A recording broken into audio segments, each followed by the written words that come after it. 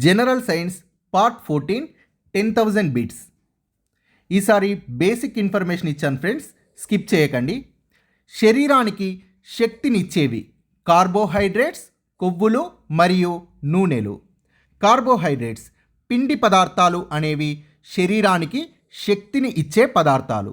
చిరుధాన్యాలలో పిండి పదార్థాలు అధిక పరిమాణంలో లభిస్తాయి. కొవ్వు పదార్థాలు వెన్న, నెయ్యి, నూనె మొదలైన వాటిలో కొవ్వులు ఎక్కువగా ఉంటాయి. కొవ్వులు అనేవి మన శరీరంలో నిల్వ ఉంటాయి. అదనపు శక్తి అవసరమైనప్పుడు కొవ్వు రూపంలో నిల్వ ఉన్న శక్తి అనేది ఉపయోగపడుతుంది. మాంసకృత్తులు అంటే ప్రోటీన్స్ మన శరీరంలో ఎప్పటికప్పుడు కొన్ని కణాలు చనిపోతూ వాటి స్థానంలో కొత్త కణాలు పుడుతుంటాయి. దెబ్బలు తగిలినప్పుడు, గాయాలు ఏర్పడినప్పుడు వాటిని మాన్చడానికి కొత్త కణాలు పుడతాయి. కొత్త కణాలు పుట్టడంలో, గాయాలను, పుండ్లను మాన్చడంలో ప్రోటీన్లు అనే పోషకాలు అవసరం ఉంటుంది. ఈ ప్రోటీన్స్ అనేవి పప్పు ధాన్యాల్లో ఉంటాయి. చేపలు, గుడ్లు, మాంసం, పాలల్లో కూడా ప్రోటీన్స్ అనేవి అధికంగా ఉంటాయి.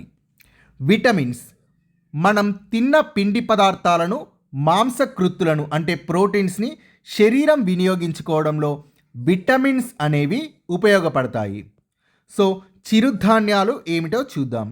వరి, గోధుమలు, జొన్నలు, మొక్కజొన్నలు, తైదలు అంటే రాగులు, సజ్జలు, సామలు, కొర్రలని చిరుధాన్యాలు అని అంటారు. పప్పు ధాన్యాలు అంటే శనగలు, పెసర్లు, మినుములు, కందులు, బఠానీలు, చిక్కుడు గింజలు. పెరుగుదలకు సహాయపడేవి ప్రోటీన్స్ లేదా మాంసకృత్తులు. ఆరోగ్య పరిరక్షణ, వ్యాధి నిరోధక శక్తినిచ్చేవి విటమిన్స్ మరియు ఖనిజ లవణాలు. శ్వాస వ్యవస్థలో ప్రధానంగా ఉండేవి ముక్కు, శ్వాసనాళం మరియు ఊపిరితిత్తులు. ముక్కు అంటే నోస్, శ్వాసనాళం అంటే విండ్ పైప్, ఊపిరితిత్తులు అంటే లంగ్స్. ఇవి ఊపిరితిత్తులు, రెండు సంచీల వంటి నిర్మాణాలు. ఇది విండ్ పైప్ అంటే శ్వాసనాళం. శ్వాస వ్యవస్థ అంటే రెస్పిరేటరీ సిస్టమ్. ముక్కు ద్వారా మనం పీల్చుకున్న గాలి దేనిలోనికి వెళ్తుంది? శ్వాసనాళంలోనికి వెళ్తుంది. ముక్కు ద్వారా మనం పీల్చుకున్న గాలి అనేది శ్వాసనాళం అంటే విండ్ పైప్లోకి వెళ్తుంది. ఒకసారి ఇది చూద్దాం ప్రాసెస్. శ్వాసనాళం అంటే విండ్ పైప్ అనేది రెండుగా చీలి ఊపిరితిత్తుల్లోకి తెరుచుకుంటుంది. ముక్కు రంధ్రాల్లో ఉండే తేమ మరియు వెంట్రుకలు అనేవి శరీరంలోకి దుమ్ము, ధూళి వెళ్లకుండా ఆపుతాయి. మనం పీల్చిన గాలి అనేది ఛాతీ భాగంలో ఉన్న రెండు సంచుల లాంటి నిర్మాణాలైన ఊపిరితిత్తుల్లోకి చేరుకుంటుంది. ఊపిరితిత్తుల్లో అనేక చిన్న గాలి గదుల నిర్మాణాలు ఉంటాయి. ఇవి ఆక్సిజన్ మరియు కార్బన్ డైఆక్సైడ్ల మార్పిడికి సహాయపడతాయి. ఈ పిక్చర్లో ఇవి ఏర్పడటం లేదు ఫ్రెండ్స్. నేను నెక్స్ట్ టైం మళ్ళీ క్లాస్ చెప్పినప్పుడు ఆ పిక్చర్ వేరే చూపిస్తాను. సో ఈ గాలి గదుల కుడ్యంపై అనేక సూక్ష్మ రక్తనాళికలు ఉంటాయి. గాలి గదులు అంటే ఇంగ్లీష్లో అల్వియోలి అని అంటారు. ఇవి మనం పీల్చుకున్న గాలిలోని ఆక్సిజన్ని గ్రహించి రక్తం ద్వారా శరీర భాగాలకు పంపిస్తాయి. అలాగే రక్తంలోని కార్బన్ డైఆక్సైడ్ని, నీటి ఆవిరిని బయటకు పంపిస్తాయి. శరీరంలోని అన్ని కణాలకు ఆక్సిజన్ని అందించేవి ఎర్ర రక్త కణాలు, రెడ్ బ్లడ్ సెల్స్. రోగకారక క్రిములతో పోరాడే రక్త కణాలు తెల్ల రక్త కణాలు, వైట్ బ్లడ్ సెల్స్. రక్తం గడ్డకట్టడంలో సహాయపడే రక్త కణాలు, రక్త ఫలకికలు అంటే ప్లేట్లెట్స్. గుండెకు సంబంధించిన వ్యాధులకు చికిత్స చేసే డాక్టర్ ఎవరు? కార్డియాలజిస్ట్. మన శరీరంలో ఉండే మొత్తం ఎముకలు 206, చిన్నపిల్లల్లో అయితే 300. తలలోని ఎముకల చట్రాన్ని ఏమని అంటారు? పుర్రే అని అంటారు. పుర్రే, స్కల్. ఇది పుర్రే, ఇంగ్లీష్లో దీన్ని స్కల్ అని అంటారు. ఇది మెదడుని కాపాడుతుంది. పుర్రె నుండి నడుము వరకు శరీర పుష్ట భాగంలో ఉండేది. పుష్ట భాగం అంటే వెనుక భాగం. 33 వెన్నుపూసలతో ఏర్పడిన వెన్నెముక.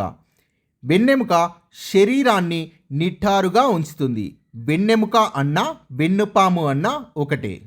సో ఇది వెన్నెముక, స్పైనల్ కార్డ్.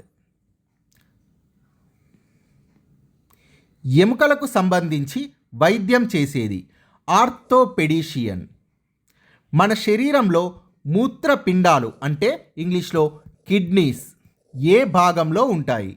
నడుము భాగంలో వెనుక వైపున వెన్నెముకకు ఇరువైపులా 2 మూత్రపిండాలు ఉంటాయి.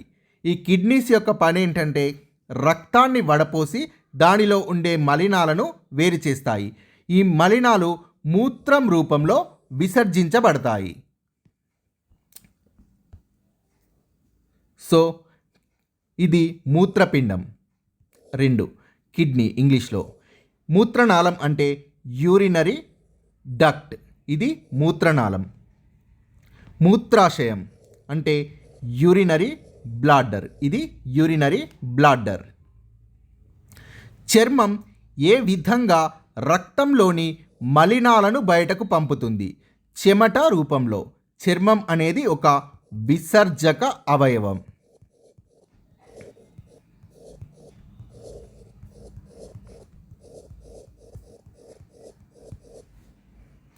మూత్రపిండాలకు చికిత్స చేసేది నెఫ్రాలజిస్ట్. ఇందుకు సంబంధించి శస్త్రచికిత్సలను అంటే సర్జరీలను నిర్వహించే డాక్టర్ని యూరాలజిస్ట్ అని అంటారు. మనం జ్ఞానేంద్రియాల ద్వారా పొందిన సమాచారాన్ని మెదడుకి పంపేవి నాడులు. మెదడు ఈ సమాచారాన్ని విశ్లేషించి అవసరమైన సూచనలను నాడుల ద్వారా తిరిగి శరీర భాగాలకు పంపిస్తుంది. సో ఇది బ్రెయిన్, మెదడు. ఇది స్పైనల్ కార్డ్, వెన్నుపాము. ఇవి నెర్వ్స్ అంటే నాడులు. మెదడు మరియు నాడులకు సంబంధించిన వ్యాధులకు చికిత్స చేసేది న్యూరాలజిస్ట్. ఇంధన శక్తి అంటే పదార్థాలను మండించడం ద్వారా వచ్చే శక్తిని ఇంధన శక్తి అంటారు. వంట చెరకు, బొగ్గు, కిరోసిన్, గ్యాస్, పెట్రోల్, డీజిల్ మొదలైన వాటిని ఏమంటారు? ఇంధనాలు అని అంటారు. ఇంధనాలను మండించి వచ్చే శక్తితో విద్యుత్ తయారీ, వాహనాలను నడపటం, పరిశ్రమల్లో యంత్రాలను పనిచేయించటం, ఇళ్లల్లో వంట చేసుకోవడం మొదలైన పనులకు ఉపయోగిస్తారు. ఈ ఇంధనాలను భూమి నుండి వెలికి తీస్తారు. ఇంధనాలు ఎక్కడి నుండి లభిస్తాయి? లక్షల సంవత్సరాల క్రితం ఉన్న చెట్లు, జంతువులు భూమి లోపలికి చేరి ఇంధనాలుగా మారతాయి.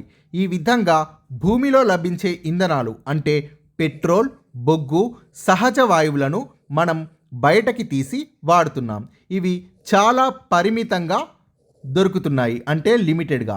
మళ్ళీ ఇవి దొరకాలంటే కొన్ని లక్షల సంవత్సరాల టైం పడుతుంది. సో కాబట్టి ఉన్న వాటిని జాగ్రత్తగా వాడుకోవాలి. గాలి మరల ద్వారా తయారయ్యే విద్యుత్ని ఏమంటారు? పవన విద్యుత్ అని అంటారు. నీటి ద్వారా విద్యుత్తు ఉత్పత్తి అయ్యే కేంద్రాలను ఏమంటారు? జల విద్యుత్ కేంద్రాలు అంటారు. సముద్ర జలాల్లో అత్యధికంగా ఉండేది సోడియం క్లోరైడ్ అంటే సాధారణ ఉప్పు. గాలిలో తక్కువగా ఉండే వాయువు కార్బన్ డైఆక్సైడ్. కాంతి సెకనుకి ప్రయాణించే వేగం 3,00,000 కిలోమీటర్స్. మొక్కల వేర్లలో ప్రధానమైన వేరుని ఏమంటారు? తల్లివేరు. మొక్కల వేర్లలో సన్నని వేర్లని ఏమంటారు? పార్శ్వ వేర్లు. తల్లివేరుని ట్యాప్ రూట్ అని, పార్శ్వ వేర్లని లాటరల్ రూట్ అని అంటారు, లాటరల్ రూట్స్ అని అంటారు. పత్రం అంటే లీఫ్లో ఉండే ముఖ్యమైన పార్ట్స్ పత్రపీఠం, పత్రవృంతం మరియు పత్రదళం. A leaf contains important parts such as leaf base, petiole and lamina.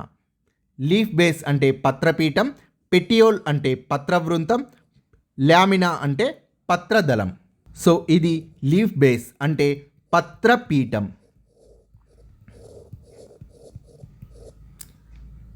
ఇది పెటియోల్ అంటే పత్రవృంతం.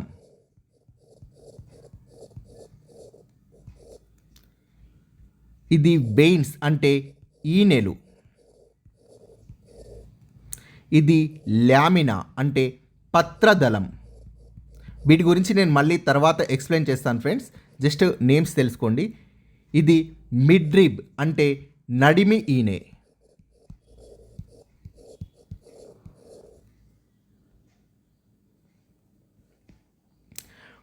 పుష్పంలో అంటే ఫ్లవర్లో ఉండే లైంగిక భాగాలు, సెక్సువల్ పార్ట్స్, అండాశయం, కీలం, కీలాగ్రం మరియు పరాగకోశ.